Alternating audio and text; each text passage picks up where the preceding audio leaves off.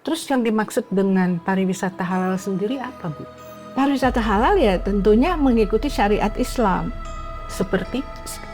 Sama aja paket wisatanya dengan yang ada yang sekarang, tapi dia bentuknya adalah extended service, pelayanan tambahan. Kan di Indonesia ini hampir 99% Muslim semua, Bu. Iya. Kenapa harus di-branding ulang menjadi wisata halal? Padahal kan sudah dengan otomatis, dengan sendirinya, pasti orang Muslim paham itu. Belum tentu semuanya halal, Bu. Maksudnya, Cara potongnya aja juga belum tentu, beda. misalnya, Ayam halal kan buat orang Islam? Halal, ya, iya kan? Tapi cara potongnya belum tentu. itu yang membuat akhirnya dia halal apa tidak gitu Iya, dari cara potong. jadi bedanya antara Muslim friendly tourism itu Nah, kan jadi itu ada ramah, friendly tourism, itu kan ya. ramah Muslim ya. Dengan halal tourism itu bedanya halal tourism itu by sertifikat. Semua ada jaminan halalnya mengikuti syariat Islam. Kalau Muslim friendly tourismnya dia berusaha untuk ramah Muslim, mengikuti aturan-aturannya Islam, tapi belum tentu semuanya prosesnya barangkalinya itu sesuai halal. dengan Ya, akidah Islam iya, gitu. akidah Islam. Bisa aja dia juga di restoran itu menjual alkohol.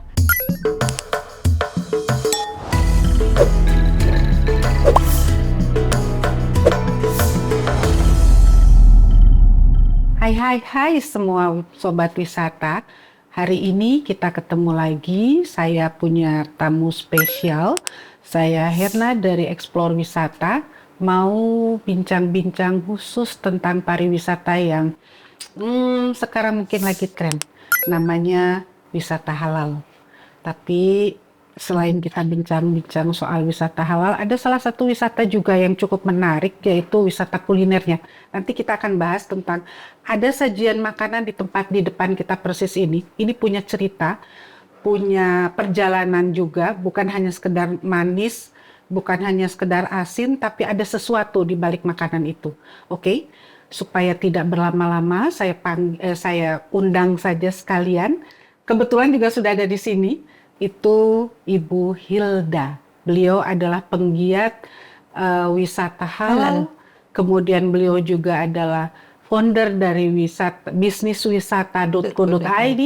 Kemudian sejarah panjangnya beliau adalah wartawan dari PWI, dari Persatuan Wartawan Indonesia yang ada di kantor pusat yang khusus membidangi tentang pariwisata. Oke, selamat datang Ibu di podcast kami Explore Wisata. Terima kasih Bu Herna. Cuma saya ralat sedikit ya. Saya sudah lengser dari Ketua Bidang Pariwisata PWI Pusat tahun 2023. Jadi itu mulainya 2018 sampai 2023. Sekarang memang saya belajar tentang halal tourism. Ini boleh dimakan dulu apa saya cerita halal tourism dulu? Boleh, Bu, tapi konsekuensinya kalau Ibu mau makan ini, Ibu harus bercerita tentang kue ini sejarahnya bagaimana, atau di balik kue ini ada cerita apa? Saya sih nggak tahu tentang sejarahnya, tapi saya jadi langsung ingat ketika saya di Kamboja untuk suatu conference, itu saya disuguhin kue-kue jajan pasar kita. Seperti ini, yang kue ini, kue beras yang berlapis-lapis. Kue lapis. Iya, ini kue beras, tapi ini biasanya dari bahannya beras, terus berlapis-lapis. Cuman dia bikin kecil-kecil waktu itu kan di hotel ya. Kayak petit four lah, kalau Perancis itu kan bikinnya kecil-kecil gitu ya untuk di hotel. Sampai waktu itu saya tuh berpikir ini kue namanya mungkin beda. Lain ya, kue pepe ya. Kalau ini kan onde-onde. Oh, ini pepe ini. Iya, biasa. Selalu warna hijau, merah. Merah biasanya sih. Kok bisa ada di sini dan mirip gitulah. Cuman memang pasti namanya beda ya. Saya langsung berpikir ini zaman kerajaan ratusan tahun yang lalu dan kita serumpun. Ini kan makanan tradisional ya. Makanan yang zaman aku masih kecil, nenekku masih ada, ini tuh sudah ada. Berarti ini memang makanan turun-temurun. Jadi sudah lama sekali usianya. Artinya sangat memungkinkan perjalanannya sampai kemana-mana ya. Oke, Ibu kita boleh ngobrolnya sambil menikmati ini kok. Oke, iya. Boleh Nah, kok. cuman itu saya justru mau kasih PR Asik. sama semua lah yang penggemar wisata ya. Itu bagaimana cerita sejarahnya saya memang belum kulik ya. Oke. Kok bisa di antara semua, kebetulan alhamdulillah ya, saya ini abidin atas biaya dinas 5 benua. Oh, oke. 5 benua dan kota-kota besar dunia sih insya Allah udah, apalagi ASEAN ya, misalnya kan ya 10 negara ASEAN itu kan budaya kita hampir sama, semuanya sama gitu deh. So, 5 benua ini ada makanan sejenis Yang ini? saya lihat tuh selalu ada yang onde-onde, ada juga yang ini kue pepes sih enggak. Oh, Kue Pepe beras belum ini. nemu nih? Belum begitu. Nggak tahu ya apa di Thailand apa saya lupa ya saking banyaknya jalannya maksudnya gitu ya. Tapi semuanya dalam bentuknya kecil. Oke. Yang saya temuin di hotel ya waktu itu tahun berapa ya, 2017 kalau nggak salah, saya itu ada konferensi di sana. Mungkinnya dari kita di jalan-jalan ke sana atau kita yang Enggak, itu udah cerita zaman kerajaan dulu lah. Mungkin Majapahit dulu kan yang menguasai daerah sana, sehingga banyak sekali kan budaya-budaya kita yang hampir sama. Yang menarik dari saya adalah selalu pingin tahu gitu ya. Bagaimana itu perjalanannya sampai akhirnya kok sama gitu loh. ada 2 kemungkinannya ya. Mereka yang memang mengambil ide kue ini sebelumnya dari kita atau kita yang dapat oleh-oleh dari mereka? Enggak juga, karena Enggak juga. kita kan dulu penguasa kita kan menguasai sampai ke ujung-ujung sana, sampai ke negara-negara ASEAN kan. Jadi Zaman-zaman kemungkinannya justru kerajaan. kita yang membawa ke sana. Iya, ratusan tahun yang lalu kan jadinya. Itu menarik. Jadi sekarang ini juga saya kebetulan juga sedang sosialisasi halal tourism. Oke. Inisiatif saya sendiri kemana-mana, karena saya melihat kok halal tourism itu orang-orang kok agak fobia ya. Orang Islamnya juga, dan juga mungkin yang daerah-daerah, pemerintah daerah itu kok nggak mau menyebut halal tourism. Bahkan dulu petingginya juga nggak mau ngomongin halal tourism. Hanya gara-gara senatornya pada galak-galak kan di daerah. Jangan bawa nama halal tourism, gitu kan. Padahal dunia ini berubah. Kita aja sekarang ini udah berada di era VUCA ya, di mana semuanya tuh berubah secara cepat. Nah, ketika COVID, Bu, ya kan? Kita kan semua concern dengan masalah kesehatan. Nah, di dunia terjadi kebangkitan industri halal. Nah, industri halalnya itu ada minimal tuh 7 sektor. Pertama bank syariah ya, keuangan syariah. Keuangan syariah itu kayak kita nih BSI ya, nggak apa-apa ya sebut ya, untuk contoh ya kan. Lalu ada impor makanan, ekspor makanan ya, minuman, daging lah, apalah. Harus pokoknya ada cap halal ya. harus semua ini ngomongnya industri halal, jadi halal semua. Industri halal itu mencakup juga tadi farmasi, ya kan? Terus industri pariwisata termasuk halal tourism itu salah satu dari Jadi, industri halal.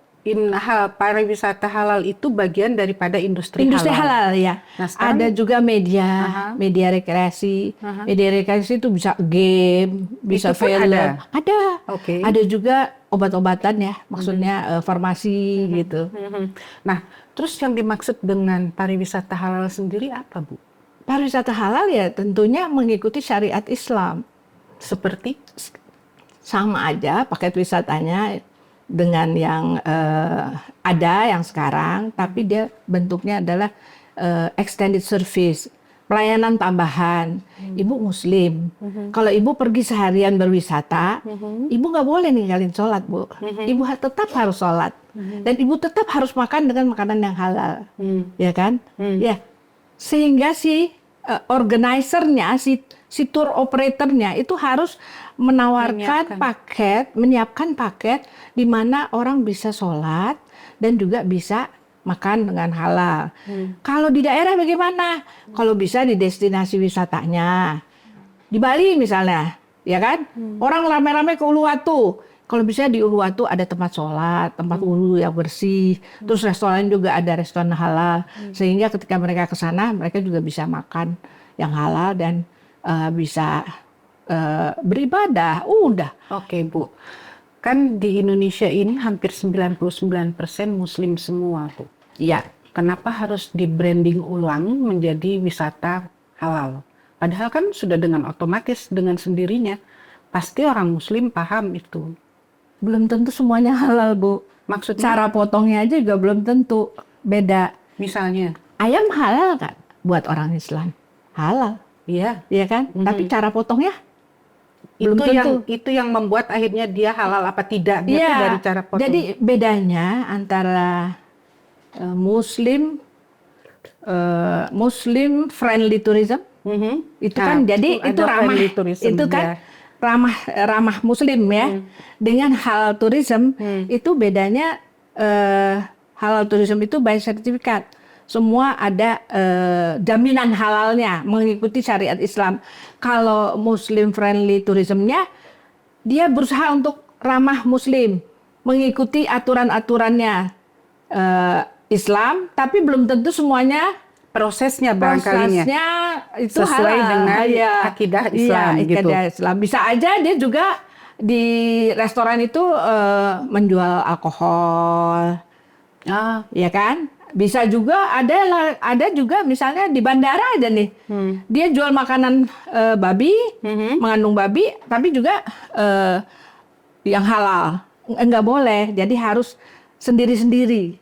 Dapurnya tuh harus sendiri-sendiri. Nggak boleh dicampur-campur tuh nggak bisa. Nah, Gitu. pastinya kan masyarakat kita tahu itu, Bu. Apalagi orang-orang Muslim, dia paham Iya. betul itu. Iya. Dan dia tidak akan melakukan itu dengan sendirinya.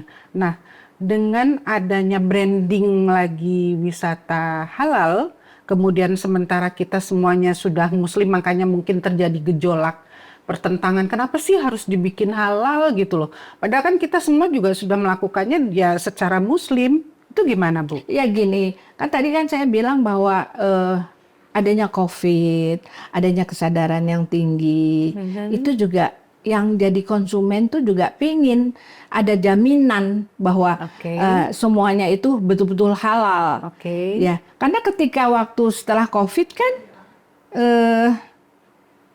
banyak dari yang non Muslim itu ikut dengan trennya yang Muslim, bahwa mereka sukanya perginya ya ke restoran halal, ke makanan yang halal karena terjamin lebih sehat, lebih segala macam.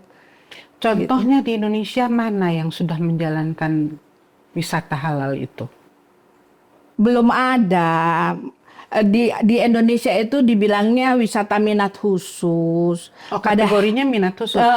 Belum ada struktur yang betul gitu, yang sendiri gitu ya, yang benar-benar bisa mengangkat halal tourism ini sebagai suatu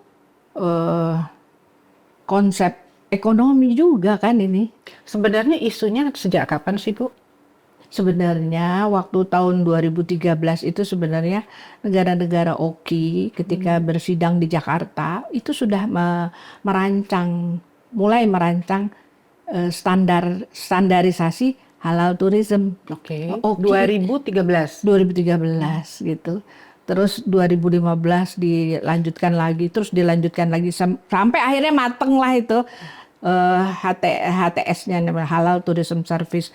Cuma memang belum banyak yang menerapkan dengan baik dan benar. Nah, ketika COVID terjadi segalanya macam itu akhirnya berubah. Jadi halal tourism standard itu HTS itu mulai mendapat perhatian penting. Nah, ini OKI itu kan organisasi kerjasama Islam itu 57 negara, Bu. Oke. Indonesia itu salah satu anggotanya gitu loh.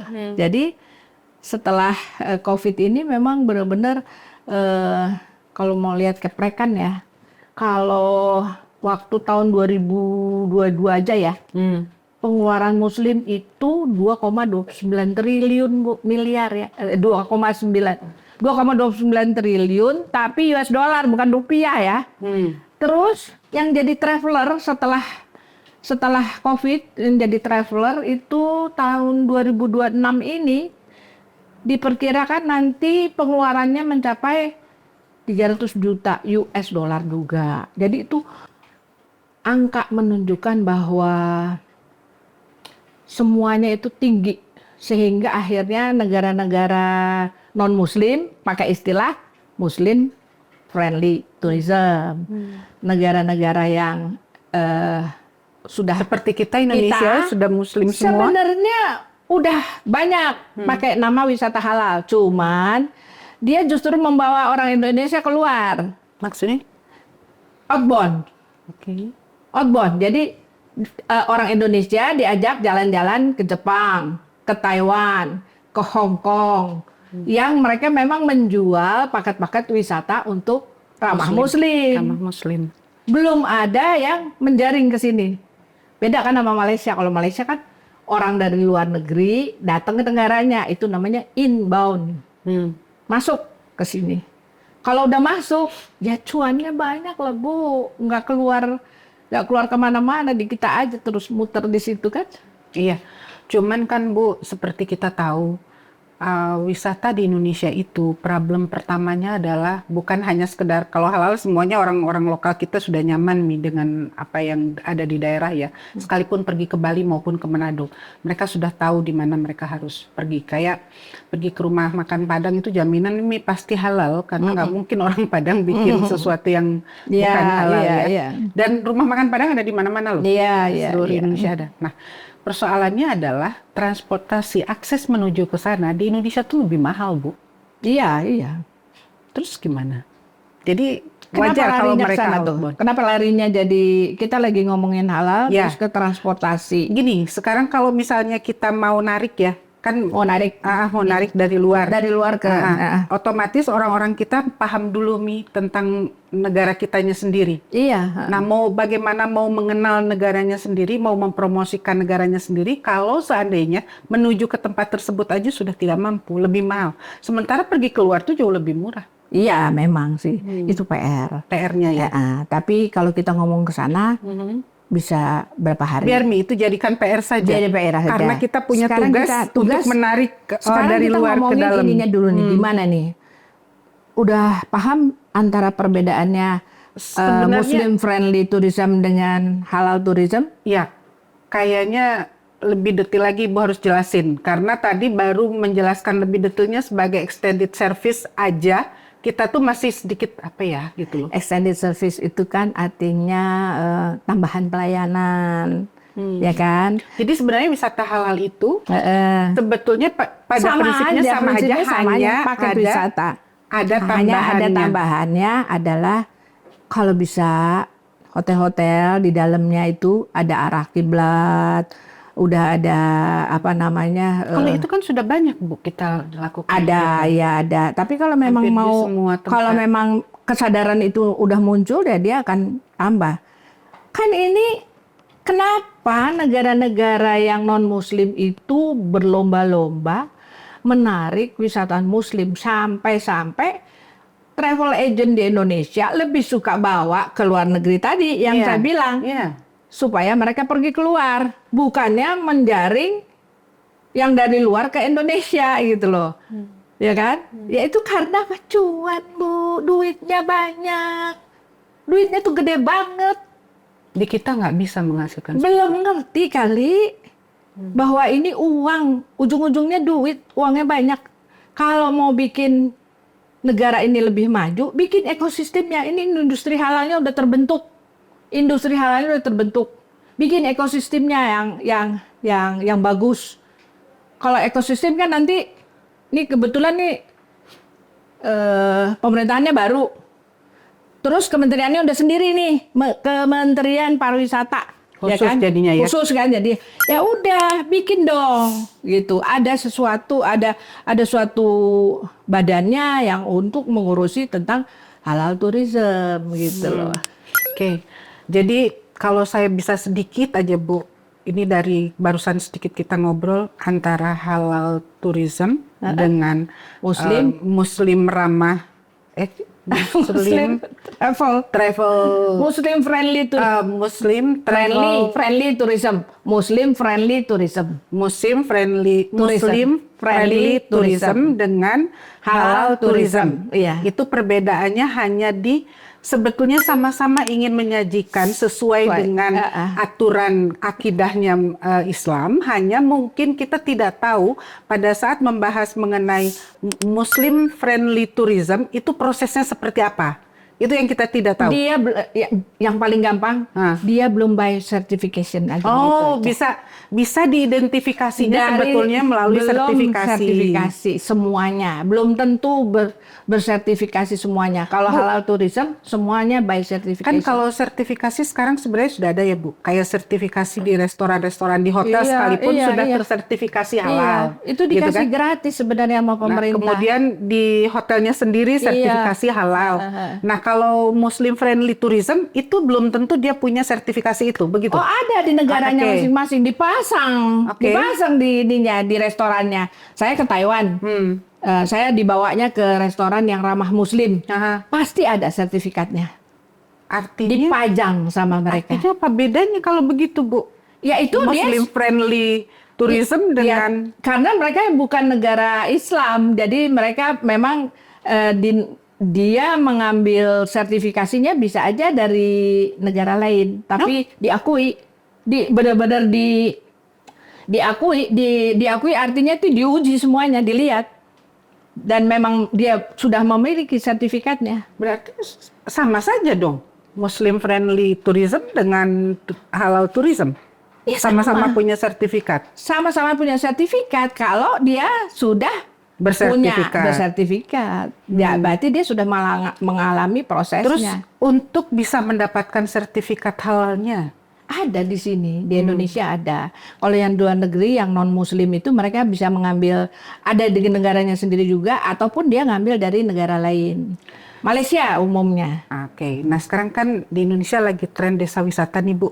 Nah itu dia, aku tuh udah sering sekali ngomong. Kebetulan saya kemarin keliling juga, mampir juga ke Brunei. Sebenarnya mau kawinan, acara temen anaknya menikah, tapi dengar saya datang, terus teman-teman pengusaha wanitanya bilang, ayo dong ngomong dong sedikit, katanya kan kamu lagi gencar-gencar yang ngomong halal tourism. Oke, gue bilang gitu. Ya deh saya ngomong, nggak banyak, cuma 20-an orang, tapi mereka pengen tahu ini kita tuh punya air. Pulau air katanya gitu kalau di Brunei itu. Ini kita nggak ngerti sama tuh, kita ini Muslim gitu, buat apa lagi gitu loh. Ngapain narik-narik turis dari negara-negara Muslim untuk datang? Loh justru itu saya bilang gitu. Di Indonesia air itu salah satu desa wisata lah buat kita. Di Indonesia tuh ribuan yang sudah di approve aja sama pemerintah, mungkin 5.000-an desa wisata. Dan kita yang pertama menang kan desa wisata Ngelangeran di Yogyakarta. Itu yang sering saya juga kebetulan pengurusnya sama saya dulu di tahun 2009 sampai 2019. Jadi selama 10 tahun tuh kami jadi juri desa wisata. Dulu dari Kementerian Pariwisata. Nah, di situ saya bilang sama mereka yang di teman-teman di Brunei, itu bisa jadi desa wisata. Orang bisa nginep 1 malam aja atau 2 malam ya, karena Brunei itu kecil sih ya. Jadi seperti kita nih di Jakarta nih, Jakarta Utara, Jakarta Timur, Jakarta Barat, Jakarta Selatan gitu. Hanya dibagi 4 gitulah, ya kan? Nggak kayak kita nih 38 provinsi. Jadi akses bagus karena udah di tengah, ya kan? Syaratnya kan kalau destinasi itu akses, atraksi, amenities ya. Amenities itu kebutuhan-kebutuhan yang ada di sana gitu kan. Yang supaya orang bisa nginep tuh harus ada homestay-nya di situ gitu. Di air itu bagaimana? Udah ada belum gitu. Jadi step by step-nya saya beritahu dan mereka tuh antusias sekali gitu. Sama seperti orang Bali merasa bahwa kita juga ini negara Islam kok udah halal, ngapain sih pakai ada istilah halal tourism? Ini halal tourism itu sudah mendunia. Suka atau tidak suka, ya, itu sudah menjadi suatu standar dunia. Dan saya bilang sama teman-teman yang di Brunei, nggak susah. Karena kalau kalian mau, masjidnya bagus-bagus, terus udah gitu tempat-tempat wisata alamnya juga bagus-bagus. Jangan salah ya, wisata halal itu bukannya datengin kuburan sama ke masjid doang loh, bukan. Paket wisatanya kan sama yang tadi saya bilang, sama aja. Uluwatu, ya udah Uluwatu, kita lihat tarian-tarian atau apa, tari apa. Sama sebenarnya. Terus kalau wisata halal dengan wisata religi apa bedanya, Bu? Nah, religi udah jarang dipakai karena ada kan masih? dulu ya, dulu masih ada. Apa bedanya? Nah, sekarang udah nggak pernah disebut lagi secara dunia ya wisata religi. Tapi jadi di kita lebih masih ke punya. halal tourism. Di kita ada, tapi komunitas-komunitas dan seperti yang saya bilang tadi, bukan cuman kalau halal tourism sekarang tuh bukan dari kuburan ke kuburan gitu, bukan ziarah, bukan cuman ke masjid, bukan. Bukan di atraksinya, tapi di sebuah prosesnya, servisnya. Iya, maksudnya tuh kalau di halal tourism ini kayak tadi kan masih ngomongin contohnya, jangan ini dulu nih, jangan lompat nih. Masih ngomongin di Brunei nih yang pulau air itu kan dia. Jadi saya bilang kalau misalnya dia menangnya kan udah akses tadi, tinggal dibikin atraksinya dan juga ininya apa namanya amenities-nya. Amenities berarti harus ada homestay di situ, ya kan?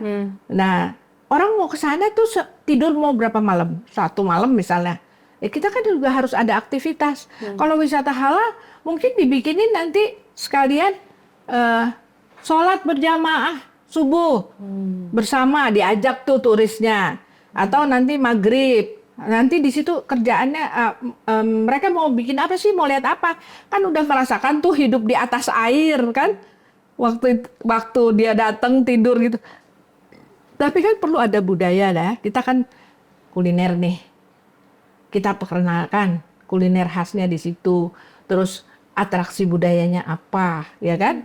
Kita tonjolin. Kalau perlu, kalau saya ambil contoh juga di Bajo, di Bajo di Wakatobi. Di Wakatobi kan saya waktu itu saya lihat ada satu rumah yang bikin pelaminan. Jadi turis mau datang mau pakai baju itu langsung bisa. Kayak di Istana Maimun kalau di Medan gitu kan ya. Nah, itu juga bisa saya bilang gitu. Jadi akhirnya mereka oke, thank you katanya gitu, step by step. Jadi step by stepnya ngerti. Nah, kembali ke desa wisata, Ngelanggeran yang kita sudah menang tingkat dunia ya, UN Tourism nih yang sudah memberikan hadiah pertama kali itu diadakan dan yang langsung menang itu Jogja ya. Nah, kita itu punya 5.000 yang sudah approval. Yang belum approval nih banyak. 5.000 nih, 5.000 ini potensinya untuk wisata halal banyak banget gitu loh. Karena tinggal menambahkan cara masakan. Ya ini bikin kue ini, gimana caranya? Terus nanti dimakan bersama, itu udah menarik. Sama aja kan kalau kita keluar negeri, kita pengen tahu hal-hal yang menarik buat mereka budayanya. Jangan lupa selalu budaya kuliner itu masuk semua, diselipin gitu loh. Itinerary sebenarnya rute itinerary itu rutenya tuh yang menjadi kunci si tour operatornya lah. Oke. Sekarang desa wisata kan tadi kurang lebih kalau sampai hari ini mungkin saya perbaiki ada 6.500 Ibu. Sudah 6.500. Udah 6.500 yang approve ya. Iya. Wow. Sekarang ini. Nah, itu sosialisasinya sama mereka untuk bisa mendapatkan sertifikat halal ini bagaimana, Bu? Ya, sosialisasinya harusnya dari pemerintah. Sebenarnya pemerintah itu ngasih gratis. Tapi yang si UMKM-nya juga, pemilik restoran, pemilik ininya juga nggak cari tahu kali ya. Jadi emang miss-nya banyak nih. Sampai akhirnya harusnya bulan Oktober udah stop. Nggak dikasih gratis lagi. Pokoknya udah harus mengikuti gitu kan. Tapi karena responnya itu slow, Jadi akhirnya diperpanjang sampai tahun depan. Yang mengeluarkannya nanti siapa, Bu? Dari Kementerian Agama, BPJPH ya, kalau nggak salah namanya kepanjangannya apa tuh? Oke. Itu terus yang akan harusnya mensosialisasikan itu siapa? Ya pemerintah lah. Siapa pemerintahnya? Dinas apa, Bu? Ya, semua ya harusnya sih Departemen Agama, Kementerian Pariwisatanya, ya lintas sektoral. Kalau yang namanya pariwisata, Bu, itu melibatkan 15 instansi pemerintah. Kalau semuanya sadar. Nggak sadar ya sampai nanti? Enggak tuh, Bu. Buktinya masih jadi wisata minat khusus. Oke. Kalau sadar ini menghasilkan duit ya pastinya cepat-cepat bikin yang namanya kalau di Malaysia tuh namanya apa ya? Sebentar ya, cari keplekan. Oh, namanya Halal Development Corporation (HDC).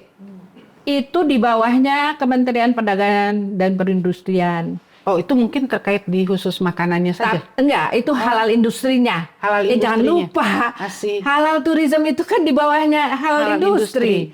Jadi ini juga nggak bisa dihilangin. Terus di Malaysia itu juga ada Islamic Tourism Center di dalam bodinya si Kementerian Pariwisatanya. Di kita belum? Belum ada. Tadi kan masih wisata minat khusus. Jadi, berapa lama biasanya bikin halal? Kalau bikin halal itu? Apanya? Berapa lama proses sertifikasinya? Nggak lama lah. Oh, sebetulnya nggak lama. Sebenarnya nggak lama. Nawa itu niatnya ada nggak? Ya sebagai pelaku maupun sebagai orang pemerintahnya. Duitnya tuh mau nggak sih dikeluarin untuk sosialisasi? Kan kalau ada proposal kan sosialisasi seharusnya ya dibantu. Sekarang, Bu, dengan adanya wisata halal tadi ya, Bu, dari tahun 2013 sampai hari ini, yang selalu mensosialisasikan tentang ini itu adakah? Ya ada, antara lain ya yang bekas Wakil Menteri Pariwisata Pak Sabta Nirwandar, kan dia punya Indonesia Halal Lifestyle Center kan ya. Dan saya sendiri juga punya website. Tiap hari Jumat saya juga mempromosikan karena buat saya halal is a brand. Ya, halal itu suatu brand dari Allah. Jadi saya bilang, kalau saya ngomong sama teman-teman dari Malaysia, dari Brunei, dari kita negara-negara serumpun, gak usah mikir competition. Kita ini anggota OKI semuanya. Kalau kita mau jualan, ya udah tinggal negaranya udah sendiri jelas. Sudah ada 54 udah ya? Ada 57 negara.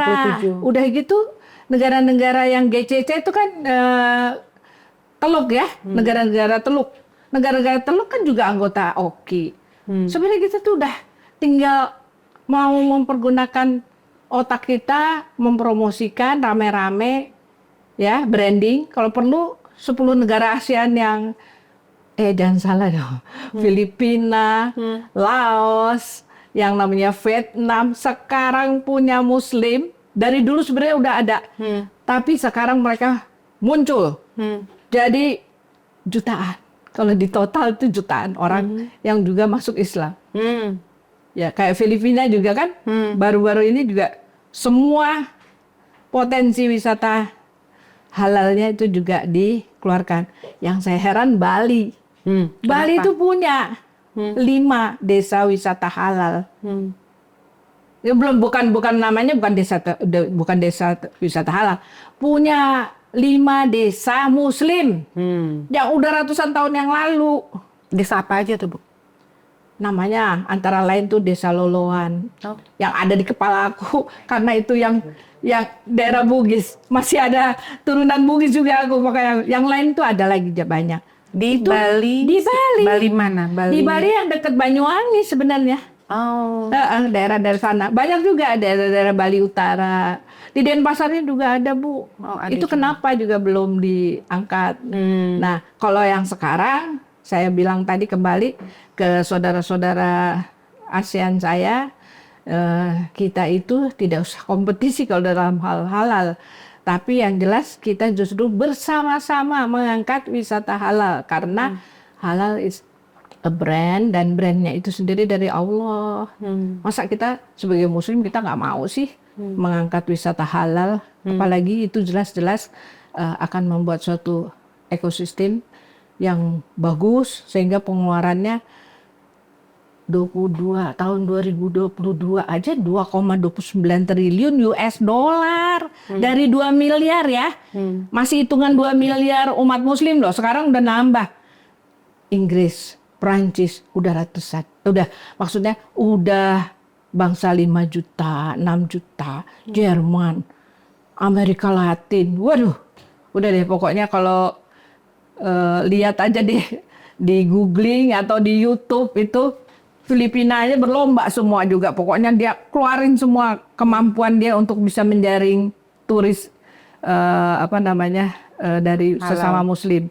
Nah kebetulan saya tuh suka sekali terima tamu gitu ya. Jadi kalau teman-teman dalam bulan ini aja dari Brunei, dari Malaysia pada datang nginep gitu ya 3 hari. Dan kita juga diskusi mengenai itu kan, tentang halal. Ya saya bilang, jangan suka bilang competition. Kita nggak pernah ada competition. Di dalam Islam itu semua saudara. Kan sudah banyak ayatnya. Bahkan kita itu harus menunjang sesama traveler. Orang yang sedang bepergian itu perlu dibantu. Ya kan? Jadi ya udah, kita sama-sama lah mengembangkan. Dengan kemampuan masing-masing. Unik sekali tuh. Saya sendiri sekarang kepengin gitu. Jadi teman yang dari Brunei, aduh kita tahunya cuma ke Tamrin City gitu. Wisata belanja ya? Wisata belanja. Jangan. Sekarang di Ancol ada museumnya Nabi Muhammad misalnya gitu. Ya, terus di Sunda Kelapa itu ada bagaimana cara masuknya Islam ke Fatahillah ya, ke Jakarta lalu menyebar gitu ya kan. Ya banyak lah gitu loh, mau mereka. Di dalam wisata halal, objeknya terbatas tidak? Enggak, kan sama dengan yang ditawarkan. Kan saya bilang kalau nawarinnya paketnya tidak sesuai dengan syariat Islam ya bukan wisata halal. Wisata halal itu pasti akan lebih ke budaya, tadabbur alam, paket-paket biasa. Mau ke museum, mau ke Monas juga ya bisa lah.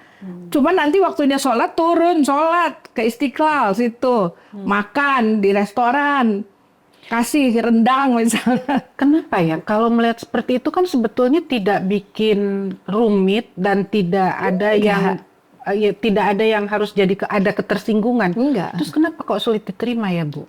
Ya itu tadi Islamofobianya bukan hanya terjadi pada orang yang non Muslim. Ternyata orang Islamnya juga nggak ngerti. Jadi orang Islamnya sendiri juga belum paham gitu. Nggak boleh kita sesama Muslim itu kita harus saling mempelajari juga supaya nanti pelan-pelan juga mereka tahu. Ya itu tadi kan kayak permulaan Ibu bilang, nah kita kan juga udah Islam, ngapain sih mesti gini, mesti gitu.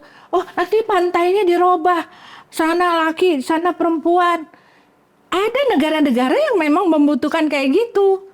Tapi ya kalau belum bisa diterapkan di Indonesia nggak apa-apa, pelan-pelan aja dulu. Itu kan semua selalu demand. Kalau ada demand, ya kan, juga harus ada supply-nya supaya kebutuhan itu bisa dipenuhi misalnya. Tapi kan nggak selalu harus kayak begitu. Kenapa sekarang di semua mall di Jakarta aja deh ya, punya musola yang mewah. Kenapa? Karena si pengelola mall ngerti kalau dia waktunya sholat, terus dia sholat. Habis itu dia belum selesai nih, dia balik lagi ke komunitasnya atau ke keluarganya. Dia makan-makan lagi sampai akhirnya malam. Udah deh daripada sebelum pulang kita makan lagi, balik lagi. Daya tariknya musolanya bersih. Orang betah. Terus merasa, aman, nanti kalau kita mau sholat, gampang. Akhirnya apa? Dari mulai sholat lohor, karena makan siang, sholat asar, sholat maghrib, akhirnya sampai isya. Di situ-situ aja. Sampai tutup mallnya. Sampai tutup mallnya ternyata. Karena itu pintar, ya kan? Apa salahnya berwisata tapi juga harus sholat 5 waktu? Sayangnya belum begitu welcome diterima oleh pelaku kenapa wisatanya. sih gitu loh. Jangan jadiin kambing hitam. Jangan bilang jangan bawa wisata halal ke Bali loh. Kenapa? You makan dari awal, dari bayi lahir itu yang datang turisnya orang Islam. Nggak pernah ada yang teriak-teriak juga harus wisata halal. Tapi mereka akan dengan sendirinya seperti ibu tahu. Saya nggak bakalan makan babi, saya nggak bakalan ke situ. Saya udah tahu, kita sendiri sudah bisa membentengi diri kita sendiri. Tapi kalau sekarang demand-nya berubah, ada orang-orang yang butuh benar-benar kepastian bahwa ini benar-benar halal. Kenapa enggak gitu loh? Dan kenapa menolak? Kan wisata halal itu bukannya mau mengislamkan orang Hindu semua di Bali, enggak. Tolong destinasinya diperbaiki, ada musolanya yang bersih, dilengkapi. Terus restorannya tersedia di situ juga. Udah gitu aja. Itu Bu, makanya saya tuh melakukan sosialisasi sendiri kadang-kadang. Apapun di jalan, lagi pergi rame-rame, misalnya di dalam bus, itu saya bisa aja tuh saya langsung berdiri. Mau denger nggak? Wisata halal. Segitunya. Karena apa? Luar biasa ya Ibu ya. Ya enggak, bonek aja. Tapi ini jadi PR memang. Iya, PR apalagi untuk Ibu Menteri yang baru. Mudah-mudahan lebih responsif lagi. Dan ini kalau memang ternyata wisata halal itu sebetulnya sama saja, hanya kita menambah servisnya bertambah, itu kan sebenarnya jauh lebih baik harusnya. Harusnya jauh lebih baik dan ini jauh lebih akan menguntungkan lagi. Nah, kalau ini memang ternyata bagus, harusnya pemerintah turun tangan supaya lebih masif sosialisasinya, kemudian proses untuk sertifikasi halalnya juga katanya nggak lama, apalagi gratis. Gratis lagi, aduh. Persyaratannya juga nggak susah ya Bu? Enggak. Mereka memang melakukan ini, melihat ujinya. Adalah, kita nggak terlalu tahu detailnya. Pasti itu ada ininya, persyaratan, mengandung apa, itu ada tim sendirilah. Pusing lah kita kalau mikirin itunya lagi. Yang jelas untuk Mbak Widi, Menteri Pariwisata sekarang, kalau memang dia dalam 6 bulan itu diantaranya dia mau infrastruktur, investment, yang segala macamnya, itu siapa sih yang punya duit banyak? Negara-negara GCC lagi tuh, negara-negara teluk, bangsanya Saudi Arabia, Bahrain, ya kan? Ya kan? Dubai, gitu. Ya tariklah, suruh lihat tuh ke Wakatobi, punya nggak dia pantai? Kan belum tentu. Nah, sampai di Wakatobi dia lihat tuh.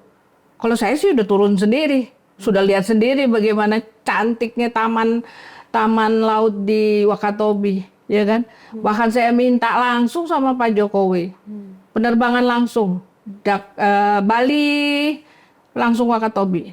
Sampai sekarang juga nggak pernah terwujud. Sudah ada Bu penerbangannya? Sudah ada penerbangannya. Sudah ada. Sudah mulai ada. Sudah mulai ada. Alhamdulillah. Ya kan? Mulai bulan depan. Ya, oke. Jadi ya Mbak Widi bisa aja memperhatikan masalah-masalah itu, mengundang mereka melihat. Bagaimana caranya lah, terserah lah. Kalau saya kok lebih tertarik lagi dengan konsep ini Bu, mungkin ini akan lebih cepat prosesnya barangkali ya. Ini pemikiran saya saja. Kan Kementerian Pariwisata sudah hampir 3 tahun belakangan ini, 4 tahun ya, itu benar-benar concern dengan yang namanya desa wisata, ya kan? Nah, di situ ada proses Bu, proses bagaimana desa menjadi desa wisata dan lain sebagainya, dan itu dilakukan keroyokan mulai dari kabupaten, desa itu sendiri kabupaten, kemudian Pemprov dan kementerian. Kenapa nggak ditambahin mengenai sosialisasi halalnya? Tourism, iya. Harus kalau itu sekalian mungkin akan sama jumlahnya saat sekarang yang memahami ya. Kalau sekarang kan saya masih bingung juga. Saya tanya di sini teman-teman pun masih bingung apa sih halal tourism gitu. Iya. Sampai sempat ya itu tadi sempat di tengah-tengah saya break gara-gara ibu cerita tentang halal tourism itu bukan kayak berwisata dari makam ke makam. Iya. Nah, sampai saya berpikir halal tourism dengan wisata religi apa bedanya ya? Iya. Iya, dulu kan wisata religi namanya. Tapi kan sekarang kan wisata religi itu bahkan di googling lah di dunia tuh namanya apa. Nggak ada lagi udah. Semua tuh sekarang mulai transformasi namanya halal tourism gitu. Aku kan udah bilang, kita hidup di negara yang di era VUCA, di mana tiba-tiba ada perubahan yang begitu cepat. Kalau nggak mau berubah, tetap ngotot dengan nama wisata religi, ya monggo. Ya, nanti konotasinya cuman dari makam ke makam, lalu ke Masjid ke masjid. Tapi wisata religi ini dia ini Bu, apa namanya tidak general. Artinya dia ada yang Muslim, dia ada yang Kristen saja. Jadi, bisa. Nah kalau halal ini? Kalau halal jelas Muslim doang. Tapi ternyata yang non-Muslim itu senang juga mengikuti paket wisata halal. Ya. Bahkan makan di restoran halal belum lama deh di YouTube cari deh. Itu ada suatu food truck. Oh, food truck ya. Muslim. Antriannya panjang. Itu bukannya semuanya Muslim, non-Muslim juga ada. Kayak tren-tren kayak begitu, kalau nggak mau layanin gimana coba? Atau tidak diamati dengan baik, lalu di follow up. Ini bagaimana kalau di kita gimana gitu kan? Sayang. Oke. Aku minum dulu ya. Saya sampai lupa nih. Monggo Ibu sekalian dimakan juga dari tadi saya tawarkan tapi belum sempat Ibu cicipi. Iya nggak apa-apa. Sorry. Ibu diminum. Ya, alhamdulillah. Gitu. Seru juga nih kita ngobrolnya. Ya, apalagi? Nggak terasa Bu, sudah 45 menit, 46 gitu. menit ini. Oh gitu. Ternyata Ibu punya fokus harapannya apa dengan Ibu Menteri sekarang atau pelaku-pelaku wisata sekarang terhadap wisata ke depan terkait dengan wisata halal. Iya. Ya kalau lihat duitnya yang begitu melambung duitnya gitu loh ya. Ya mulailah perhatikan desa-desa wisata itu dikasih sosialisasi wisata halal karena nggak susah. Kalau dia udah memang mayoritas Muslim di situ, dia akan punya kreativitas. Mohon maaf ya, kemarin waktu saya ke Brunei juga banyak pertanyaan. Akhirnya kita sendiri mengakui bahwa, oh iya ya, ternyata kreativitas masyarakat di sana memang agak kurang karena itu kan wanita pengusaha ini ya, yang saya hadapin kan wanita pengusaha di Brunei. Akhirnya mereka bilang, iya ya, kita tuh kurang kreatif gitu ya. Dalam hal pulau air aja, bagaimana bisa menahan lama tinggal orang aja, mereka juga udah ini. Ya, saya bilang, ya kalian soalnya nggak ada pajak, nggak ada bayar tol, semua jalanan kayak tol tapi nggak bayar, parkir nggak bayar, rumah 1000 meter dikasih sama pemerintah. Bangunnya sendiri, bangun sendiri gitu. Tapi tanahnya kan dikasih pemerintah. Jadi ya mungkin ada hubungannya juga. Jadi kreativitasnya jadi kurang karena semuanya kan dikasih gitu. Dimanjakan ya Bu? Agak itu Ibu yang ngomong. Tapi maksud saya kalau kita ini sekarang hidup di Indonesia juga penuh tantangan, ya bagus. Karena kita jadi kreatif. Lihat aja, barang-barang UMKM kita, souvenir kita, itu kan luar biasa bagusnya, Bu. Luar biasa bagusnya. Karena mereka punya ada kompetisi, punya kreativitas yang tinggi. Jadi berbahagialah jadi orang Indonesia. Iya kan? Oke.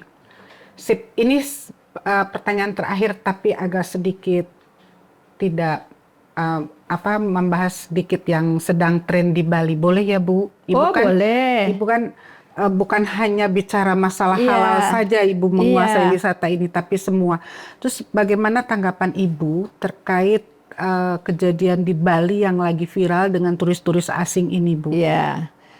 Jadi itu kan sebenarnya dibilangnya ya overtourism ya. Overtourism itu terjadi karena apa sih? Ya juga karena kurang pengawasan dari pemerintah daerahnya. Dan juga masyarakat lokalnya juga harus aware lah. Jangan lupa bagaimana menerima tamu dengan baik. Karena saya juga dengar orang-orang daerah juga ya, misalnya mereka yang tidak tergabung dalam ojek online misalnya ya, yang mereka mandiri sebagai tukang ojek di pantai-pantai, di destinasi. Kalau turis asing tuh juga dipalak, istilahnya tinggi, dikasih harga yang tinggi gitu loh. Ya jadi semua pihak tuh sebenarnya harus sadar lah. Bali udah warning sekarang misalnya kan, overtourism itu tidak pernah akan menguntungkan. Ya, di Bali itu ada 5 desa Islam, ya. Jadi mungkin konsentrasilah ke situ supaya juga mereka akan menularkan ke banyak tempat gitu dan diawasin dengan baik lah dan benar. Turis-turis yang masuk itu ke Bali, ya kan? Kan udah tahu dong kalau misalnya pasca COVID itu ternyata mereka banyak yang ilegal atau segala macam. Udah tahu lah pasti. Gak usah diajarin bagaimana pengawasannya, bagaimana pengendaliannya. Mereka tahu sendiri gitu loh. Jadi mereka juga harus tahu, pemerintah daerah terutama dan juga di kabupaten-kabupaten yang lain yang ada, bahwa ketika mereka merasakan COVID, tidak ada turis sama sekali, mati, ya. Tapi begitu sekarang mereka dibuka semuanya, terjadi overtourism.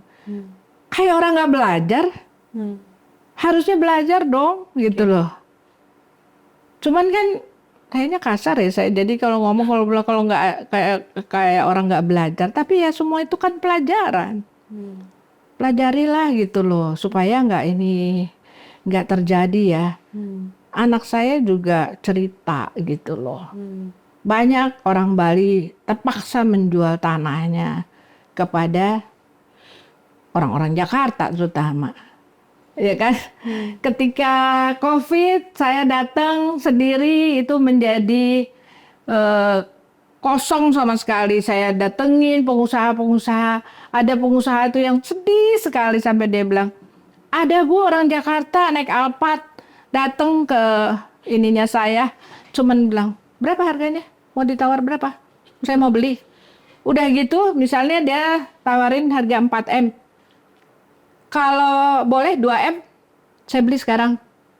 Lah, 4M ke 2M, itu 2 loh. 2M, 2 miliar deh. Sedih banget dia. Itu aja saya udah jual murah loh Bu, katanya gitu. Ya itu kan kayak gitu tuh harusnya udah dipelajarin. Itu pasti pengusahanya juga ngadu. Kan pasti mereka juga bercerita bagaimana ganasnya orang-orang yang berduit itu datang. Dan nggak turun loh dari Alphardnya. Nggak turun, itu saya nggak katanya saya wawancara bicara dengan pengusahanya dan saya mendapat cerita langsung dari dia, bukan katanya ya kan? Kasian ya 2 miliar loh bedanya. Dengan enak aja dia bilang kalau 2 miliar sekarang saya bayar. Wih, sombong sekali saya bilang. Jadi ketika orang sedang sedih sekali, mana tagihan bank, mana ini, mana itu. Terus datang orang yang punya duit, dengan enaknya nawar, tapi 2 miliar itu bedanya. Kalau kita beli aqua, seperak 2 perak boleh. Ini 2 miliar ya? Ini 2 miliar. Oke nih Ibu, menarik kita ngobrol ini. Sebenarnya kalau kita bicara tentang wisata itu gak akan selesai Nggak dalam selesai. 1 jam 2 jam ya. Iya. Kita bisa nongkrong sampai pagi untuk Bisa, bicara itu. betul. Tapi ya mudah-mudahan kali ini kita ada di sini ini bukan hanya sekedar bicara omong kosong saja, tapi ada yang mendengar. Iya. Dan dengan harapannya selain mendengar dari apa yang kita bahas, ada action berikutnya Iya. untuk bisa ditindaklanjuti. Oke Ibu, terima kasih. Sudah Sudah selesai. nih, karena kalau diterusin nggak akan selesai Nggak nih Bu, selesai, nggak betul, selesai. betul. Tapi kami terima kasih sudah Iya. dapat insight-nya, banyak hal yang akhirnya kita, terutama saya, tadinya saya tidak mengerti itu wisata halal, akhirnya kita semua tahu apa yang dimaksud dengan wisata halal, yaitu sebenarnya wisata itu tidak menyeramkan, wisata halal itu hanya menambah servis, menambah fasilitas saja. Yang Dan sesuai dengan syariat agamanya yang lagi. sesuai dengan syariat agama, dan itu justru malah menguntungkan untuk kita Iya. sebagai pelaku. Nah, mungkin kita akan ketemu lagi, Amin. mungkin dalam pembahasan yang lain yang Betul. lebih menarik lagi. Betul. Tapi by the way, hari ini saya sungguh berterima kasih, paling tidak saya paham. Ya, makasih. Siap, makasih Ibu. Sampai ketemu di the next diskusi yang lebih menarik lagi. Amin. Oke.